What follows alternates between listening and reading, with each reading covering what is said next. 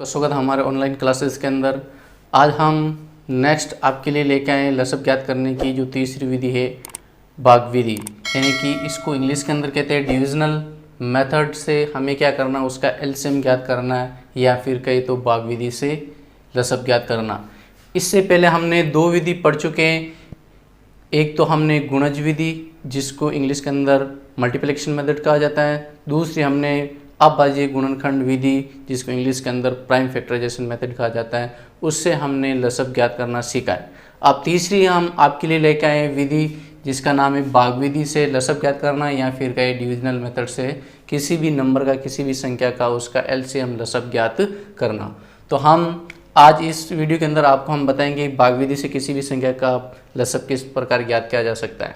तो हमारे यहाँ पर 4 क्वेश्चन लिए गए हैं। पहला हमारा क्वेश्चन है कि इन तीन संख्या दी हुई इन संख्या का लसब ज्ञात करना है भाग विधि से, चाहे 3 दी जाए या 2 दी जाए या फिर 4 दी जाए, उसका किस प्रकार लसब ज्ञात किया जा सकता है भाग विधि से। तो चलिए हम शुरू करते हैं। यहाँ पर पहला हमारा जो क्वेश्चन दिया हुआ है कि इसके अंदर 60,8 15 का हमें भाग विधि से उसका लसब ज्ञात करना है। भाग विधि से अगर उसका लसब ज्ञात करना है तो हमारे को जो भाजकता के जो नियम है वो हमें आना चाहिए, उसके बगैर हम उसको भाग नहीं दे सकते हैं और हमें अभाज्य संख्या का क्या देना है, भाग देना है। अभाज्य गुणनखंड विधि पिछली जो हमने पढ़ी थी, अभाज्य गुणनखंड विधि के अंदर हमने अलग अलग संख्या का हमने क्या किया था, गुणनखंड किया था, अभाज्य गुणनखंड। फिर उसमें जो हमने जो तरीका अपनाया उससे लसब ज्ञात किया। अब भाग विधि के अंदर क्या करेंगे, हम 3 हो चाहे 2 हो या 4 हो संख्या, उसको एक साथ में लेते हैं और उनके अंदर भाजकता के नियम से अभाज्य संख्या का भाग देते हैं। तो यहाँ पर 60, 8 और 15 का हमें क्या लेना है, लसब लेना है, भाग विधि से निकालना है। तो हमने लिया है 60,8,15। तो भाग विधि के अंदर साथ में ले लिया। इसके अंदर हमें यहाँ पर भाजकता नियम से 2 से शुरू करना है। किस किस संख्या के, 2, 3, 5, 7, 11, 13, इन अभाज्य संख्याओं का क्या करना, हमें भाग देना है। तो यहाँ पर भाजकता के नियम से 2 का भाग 8 60 में भी जाता है और 8 में भी जाता है, यानी किसी एक संख्या में भी जाता है तो हमें क्या करना है, उसका भाग देना है। यानी 2 से शुरू करते हैं यहाँ पर। तो 2 का भाग 60 में 30 बार जाएगा और 8 में जाएगा 4 बार। 15 में नहीं जाता है, 15 वैसे के वैसे आ जाएगा। अब और 2 की भाजकता के नियम चेक करेंगे। यहाँ पर इसमें 2 का जाता है, इसमें जाता है, चाहे एक संख्या में भी जाओ हमें देना है। 2 का भाग 30 के अंदर कितनी बार जाएगा, 15 बार जाएगा और 4 के अंदर जाएगा 2 दूनी 4। 15 में नहीं जाता है, 15 का 15। अब और जाता है, 2 का भाग 15 में नहीं जाता है, इस 15 में नहीं जाता है, 2 में तो जाता ही है। तो 2 का भाग 15 में नहीं जाता, वो वैसे के वैसे लिखा जाएगा। 2 का भाग 2 में, 2 एकम 2 और 15 वैसे का वैसे। अब 2 के बाद में 3 आता है, अगर 3 का जाता है तो दे देंगे, नहीं तो फिर उसके बाद में हम 5 की ओर बढ़ेंगे। यहाँ पर भाजकता के नियम से 15 में क्या जाता है, 3 का भाग जाता है, तो 3 का भाग दिया 15 में 5 बार, कोमा 1 का 1, कोमा का कोमा। इस 15 में 3 का भाग 5 बार जाएगा। फिर 3 का भाग किसी भी में नहीं जाता है, 5 में नहीं जाता, क्योंकि 5 एक अभाज्य संख्या है। तो 5 का भाग 5 में ही जाता है, 5 एकम 5, कोमा का कोमा 1 का 1, कोमा कोमा 5 एकम 5। जब 1,1,1 आ जाता है तो वहाँ पर रुक जाता है, स्टॉप हो जाता है। तो लसब बराबर हो जाएगा, इन सभी को आपस में क्या कर देंगे, गुणे में लिख देंगे। यानी कि 2 × 2 × 2 × 3 × 5।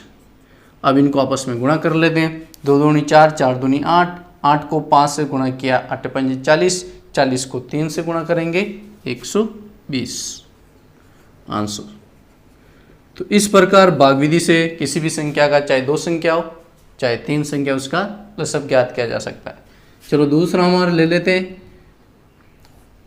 क्या दिया हुआ है इसके अंदर, 110 दिया हुआ है, 22 दिया हुआ है और 33 दिया हुआ है। भाग विधि से किसी भी संख्या का लसब ज्ञात करना बहुत ही आसान होता है, सरल होता है। तो यहाँ पर हम पहले 2 की भाजकता के नियम देखेंगे, फिर 3 की देखेंगे, फिर जो भी है 5 की, 7 की। इसमें 2 का जाता है, इसमें जाता है, इसमें नहीं जाता है, लेकिन किसी भी एक संख्या में चला जाए तो भी देना है। 2 का भाग 110 में जाएगा 55 बार, इसमें जाएगा 11 बार, 33 में जाता नहीं, 33 का 33। अब 2 का भाग किसी भी संख्या में नहीं जा रहा है, ना 55 में जा रहा है भाजकता के नियम से, इसमें नहीं जा रहा। अब 2 के बाद में आता 3, 3 का भाग इसमें जाता है भाजकता के नियम से, इसमें नहीं जाता, इसमें नहीं जाता, लेकिन एक संख्या में तो जाता है, तो देना हमें 3 का। 55 में नहीं जाता है तो 55 का, 55 11 में नहीं जाता, 11 का 11, ये 1,1 नहीं है 11 है। 3 का भाग 33 के अंदर जाएगा 11 बार, 11 या 33। अब 3 का नहीं जाता है, 3 के बाद में आता है 5, 5 का भाग 55 में जाता है तो देना है, 55 में जाएगा 11 बार, 11,11। अब किस संख्या जाएगा, अब केवल 11 का ही भाग जाएगा, क्योंकि 11 एक अभाज्य संख्या है, 11 के अंदर 11 के जाता है, 11 एकम 11 कोमा का कोमा, 11 का भाग 11 में एक बार, और इस 11 का भाग 11 में 11 एकम 11 एक। अब आ गया हमारे यहाँ पर 1,1,1, यहाँ पर हो गया ये रुक गया। तो लसब बराबर क्या हो जाएगा इसके अंदर, इस सब को क्या करेंगे आपस में गुणे में लिख देंगे और गुणा करके उसका आंसर निकाल देंगे, वही हमारा लसब होगा। 2 × 3 × 5 × 11। तो यहाँ पर 2 को 3 से गुणा किया, 6 को 5 से गुणा करेंगे 30 को 11 से गुणा करेंगे 330, इसका क्या जाएगा आंसर हो जाएगा। अब हमारा जो नेक्स्ट जो तीसरी है 14,7,3 का क्या करना है, हमें भाग विधि से इसका लसब ज्ञात करना है।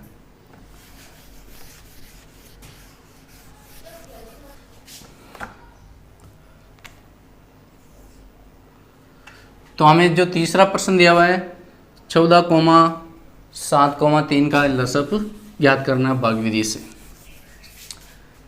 तो हम यहाँ पर लेंगे 14,7,3। यहाँ पर भाजकता के नियम से 2 से शुरू करेंगे। 2 का भाग 14 में जाता है, 7 में नहीं जाता, 3 में नहीं जाता, लेकिन 14 में जाता है, किसी एक संख्या में जाता है तो भी देना हमें। तो 2 का भाग 7 में जाएगा, 7 दूनी 14। 2 का भाग 7 में नहीं जाता, 7 का 7, 3 में नहीं जाता, 3 का 3। 2 के बाद में आता है 3, 3 का भाग 7 में नहीं जाता, इस 7 में नहीं जाता, लेकिन 3 के अंदर 3 का जाता है, तो 7 में नहीं जाता, 7 का 7, 7 का 7, 3 एकम 3। फिर इसमें 3 का किसी में भी नहीं जाता है, फिर आता 5, 5 का भी किसी भी संख्या में नहीं जाता, फिर 5 के बाद में आता 7, अभाज्य संख्या का देना में। तो 7 का भाग 7 में एक बार, 7 एकम 7, कोमा का कोमा 1 का 1, 1,1 आ गया। अब हमारा जो लसब है किसका 14,7,3 का हो जाएगा। इन सब को आपस में गुणा कर लेंगे, 2 × 3 × 7, तो ये हो जाएगा 2 को 3 से 2 6, 6 को 7 से करेंगे 42, इसका आ जाएगा आंसर। जो चौथा दिया हुआ है इसके अंदर 12,4,26, तो हमें 12,4,26 लिया और उसको एक साथ में लिख दिया। फिर भाजकता के नियम से 2 से शुरू करेंगे। 2 का भाग तीनों में जाता है तो देना हमें, 2 का भाग 12 में जाएगा 6 बार, 2 × 6, और 2 का भाग 4 में 2 दूनी 4, 2 का भाग 26 में 13 दूना 26, 13 बार जाएगा। अब 2 का भाग 6 में भी जाता है, 2 में भी जाता है, 2 न है, तो 2 का भाग 6 में जाएगा 3 बार, 2 × 6, 2 का भाग 2 में एक बार, 13 में नहीं जाता, 13 का 13। फिर 2 के बाद में आता 3, 3 का भाग 3 में जाता है, इसमें नहीं जाता, इसमें नहीं जाता, 1 में तो जाता है, एक संख्या में 3 में तो जाता है, 3 का भाग 3 में एक बार, कोमा का कोमा 1 का 1, कोमा कोमा 13 में नहीं जाता, 13 का 13। फिर 13 के अंदर 13 का जाता, 13 एक अभाज्य संख्या है, 1,1, फिर 13 का भाग 13 में एक बार आ जाएगा, तो ये आ गया 1,1। अब लसब 12, 4 और 26 का जो लसब है इसको हम क्या करेंगे आपस में गुणा कर लेंगे, 2 × 2 × 3 × 13। 2 को इससे गुणा किया, या फिर हम क्या करें 2 दूनी 4, 4 × 12, 12 को क्या करेंगे हम 13 से गुणा कर लेंगे, 12 × 36 हो जाएगा। फिर 36 को 3, 12 एकम 12, 12 और 3 15, 156 इसका आंसर हो जाएगा। इस प्रकार हमने भाग विधि से या डिवीजन मेथड से किसी भी नंबर का, किसी भी संख्या का हमने लसब और या कहीं एलसीएम ज्ञात करना सीखा है।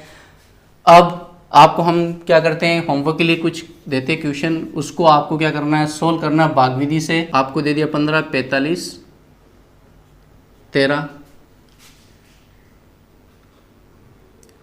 16, 5 14 का